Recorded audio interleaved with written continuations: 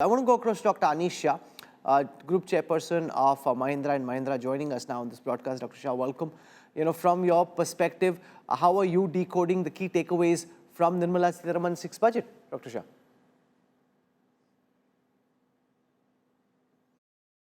Now, the key messages are that this is a budget that sets up India very well for its long-term growth ambitions around Viksit Bharat. This is a budget that prioritizes economics over politics.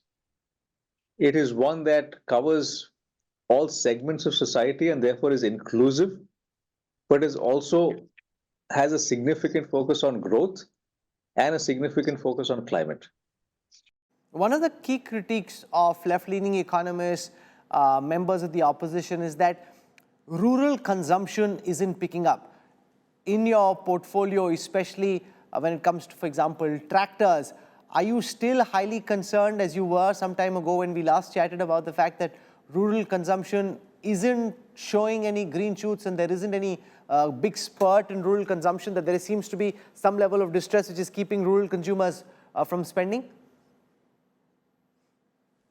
So on that, Rahul, it always has to be a longer term view, because if we look at the past 3 years, if we look specifically at the tractor industry, it has grown very well.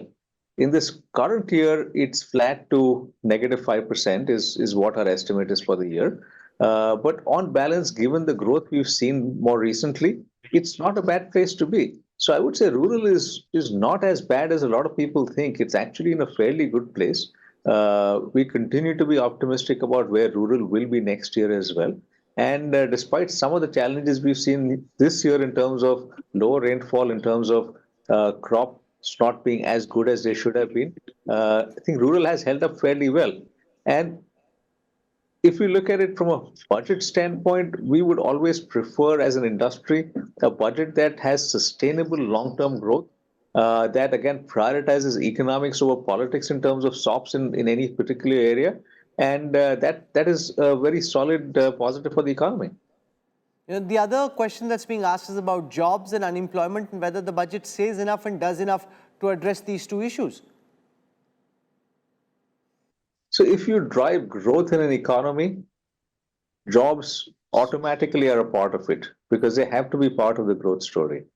And what we are seeing in this budget is a clear focus on growth, also focus on inclusion, and skilling is a key part of it as well. So all of those things, as you put it together, it will drive jobs, because without jobs, this is not going to happen. The finance minister spoke of a roadmap for Viksit Bharat by 2047 when she comes back in July. That's the level of optimism she was seeking to convey. According to you, regardless of who wins, what does India need to do from where we are right now to actually be able to achieve that vision of a Viksit Bharat? I think the first is one that is in the budget this time, which is around states driving ease of doing business as well. Now, many states have been doing that, but some of the incentives that have been put into this budget will accelerate that. And that's a very important part, because India stands today in a position when the world is looking at India and is looking at how can we make India our destination. And some are hesitating based on some of the challenges we've seen in India in the past. The central government has been very focused on addressing those challenges and then very aggressive in doing so in a positive way. And the states have to have that same level of aggression in terms of making things easier and attracting investors and manufacturing into India. So that, to me, is one of the biggest areas of focus, which again is very good to see in the budget right now. A number of reforms have taken place, and the key is going to be on continuing to drive economic growth. Manufacturing will have to be significantly higher. To reach Viksit Bharat goals, our estimate is that manufacturing will have to be 16 times what it is today. And if that has to happen, then R&D spend has to be strong, because we've got to be able to make in India for the world. Making in India for India is not going to get us to 16 times. And that, again, is something that's positive in the budget in terms of the R&D spend. So these are some of the aspects that we will have to look at in terms of driving India's economy to get to Viksit Bharat goals. No, but if manufacturing is to go up in the way that you're suggesting, for that companies like yours and others in India Inc. need to invest a lot more. The government's capex is up only 11% this year. The government is hoping that private investment will take off in right earnest in all the conversations that you're having at FICCI? Do you actually see that happen, or do you think once again there'll be more talk but less action and less actual investment? Clearly, private investment has to grow, and our capacity utilization has been going up. Uh, a number of businesses have deleveraged their balance sheets and are in a much better position today.